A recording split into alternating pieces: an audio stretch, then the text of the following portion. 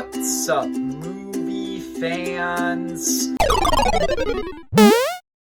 Guys, we have a new MCU Disney Plus show. This show is Secret Invasion, and I was very excited for this show going into it. This was one of my most anticipated Marvel projects because, in general, I love the concept of the storyline of Secret Invasion, of this alien invasion that's going on where the aliens are shapeshifters, so you don't really know who they are. That's just a really cool concept. I love the show Avengers Earth's Mightiest Heroes, which adapted the Secret Invasion storyline. That's a really good show. I really love that storyline in the show. So yeah, there were a ton of reasons I was very excited for Secret Invasion going into it. Before I start, I just want to kind of actually address what the general consensus of this show is. The general consensus is that Secret Invasion isn't very good. That's what most people are saying online. That's what most people think. A lot of people haven't even watched the show because it's been getting kind of mixed reviews. Now I want to tell you what my general thoughts are. I thought that Secret Invasion was great. I'm not kidding. I legitimately did. I'm kind of just confused because everybody else is just like, this show is fine, and I really liked it. But because I really liked this show, and a ton of people apparently haven't even watched it, I'm making this video spoiler free. I normally don't do that with TV show seasons, but I really want to convince people to watch Secret Invasion because I really like this show.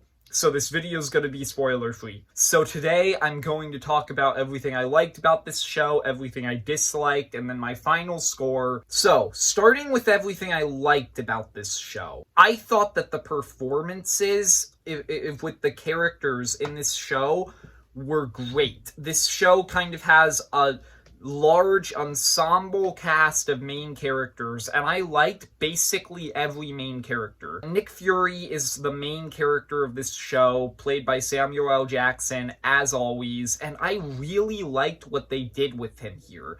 In this show, Samuel L. Jackson kind of plays this more broken Nick Fury, who kind of holds himself responsible for the Skrull invasion, and he's also really like this broken man ever since the blip, because he's now living in this completely different time. He's kind of lost his will to fight. It's really interesting, and I think Samuel L. Jackson's performance is fantastic in this show. It was probably the best performance in the show. You also have the fact that this show actually explores the effect, the traumatic effect that the blip had on a character, which I think is a cool thing that more MCU shows need to do, because this show and Falcon and the Winter Soldier are basically the only things since Endgame that we have gotten that actually explore the effect of the blip. I also loved the other cast members in this show. Talos shows up in this show from Captain Marvel. He's a lot of fun here. Ben Mendelsohn is great. His chemistry with Nick Fury is fantastic. They have a lot of fun moments, but they also have like a lot of really interesting, dramatic moments throughout the show. I really like Talos' daughter, Gaia, who is a main character in this show. She was really interesting. Like, she's kind of conflicted in this show between helping her father, who's on Fury's side, and helping the rest of the Skrulls, and that made her a very interesting character. I enjoyed her.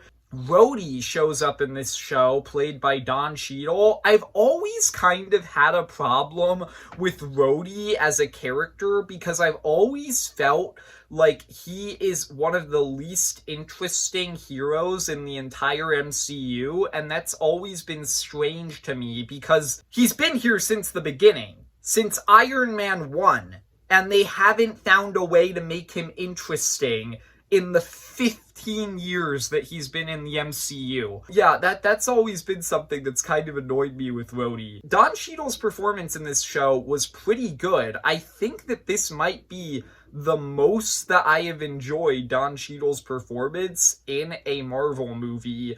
And I also thought that some of the things that they did with Rhodey in this show were interesting. I still don't think they really improved him that much as a character, but it was still cool what they did with him. Nick Fury's wife shows up in this show. That was something that was confirmed was going to happen before the show came out. She was a really interesting character, but she's not really a character who I can say a lot about, but she was one of my favorite characters in this show. I really liked the villain of the show, Gravik. I thought he was very compelling. He had a great motivation. I don't think that he's one of the best villains in the MCU necessarily, but I would say that he's definitely up there on the top half of that list. I really liked him. And then the final character that I really want to talk about, like in the main cast of this show, Sonya Falsworth.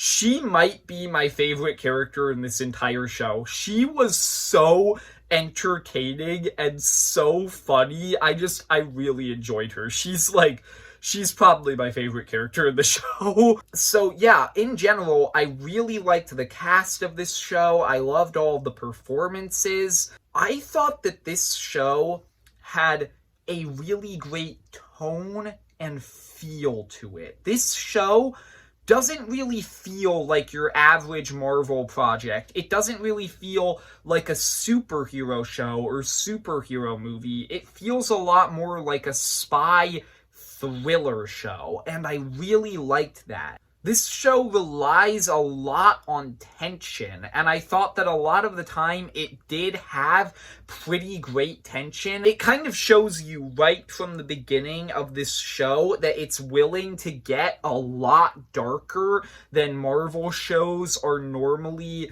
willing to get, and so that leads to you kind of feeling more urgency in this show compared to other Marvel shows. And also, the stakes in this show are really high, and that also makes it more intense than other Marvel shows. There really are, like, world-ending stakes in this show. I really liked the story of this show for the most part. I thought that there were a lot of really shocking moments in this show that really surprised me throughout it, and I really loved that. I thought that the writing in this show was pretty great. I thought that a lot of the scenes of just two characters having a conversation with each other, those were my favorite scenes in the entire show, because a lot of the dialogue was just really interesting and complex. There was one scene in the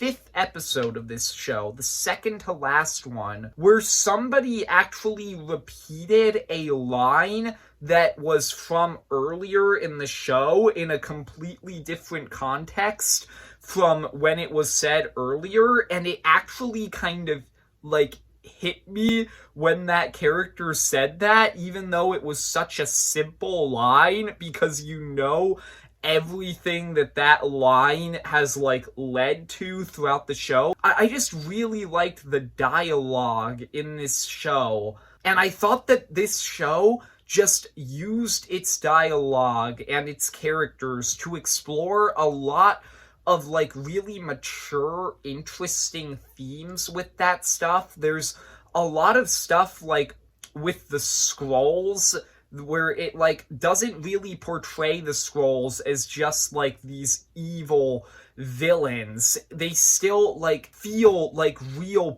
people, and that kind of makes the conflict in this show more interesting. There are actually Skrulls in this show who want to do the right thing. There's just a ton of stuff in this show that I really like.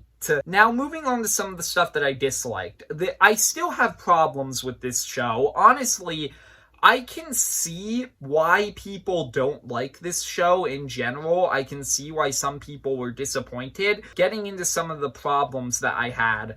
Gravik, even though he's a good villain, his plan in this show is super confusing. You truly don't really get what his end goal is until, like, basically the finale of this show. His plan being confusing kind of made the plot confusing at times, so that's a problem I had. I don't think that there were enough big Skrull reveals in this show. For a show that's all about Nick Fury trying to figure out, like, who these alien invaders on Earth are, there's not really a lot of, like, big reveals as to this person's a Skrull, this person's a Skrull. Like, there were a few, but there's not really a whole lot of them. I still thought that the show had some pretty shocking moments in it, but it wasn't necessarily, like, Skrull reveals that were shocking. It was just, like, individual moments of characters, like,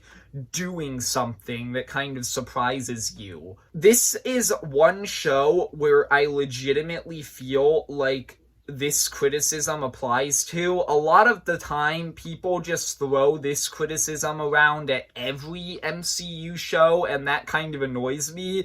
But with this show, I really felt like it was true, and that is, you definitely feel throughout this show like the Avengers should just be involved in this conflict. A lot of the time, people criticize MCU projects and they're like, why don't the Avengers just show up in every MCU project? Why are there solo projects? Why don't they just call the Avengers in to help them with everything?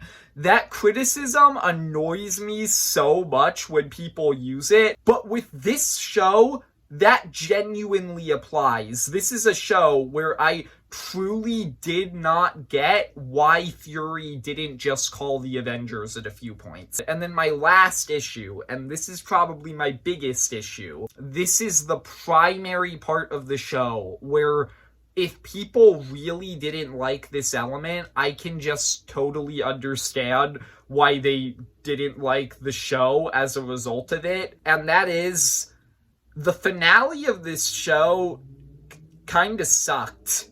It's not, like, terrible. I thought it had redeeming qualities, but in general, this show's finale is very disappointing. It kind of abandons the cool spy thriller theme that this entire show had in favor of this big, climactic superhero action sequence in the final episode, and that really annoyed me. That's honestly probably the thing that ended up, like, bumping me down from being like, this show is absolutely fantastic, to bumping it down to being very good, but not really, like, incredible. So overall, I really liked Secret Invasion. Once again, I understand why some people didn't really like this show, but I just really thought that a lot of the things in this show just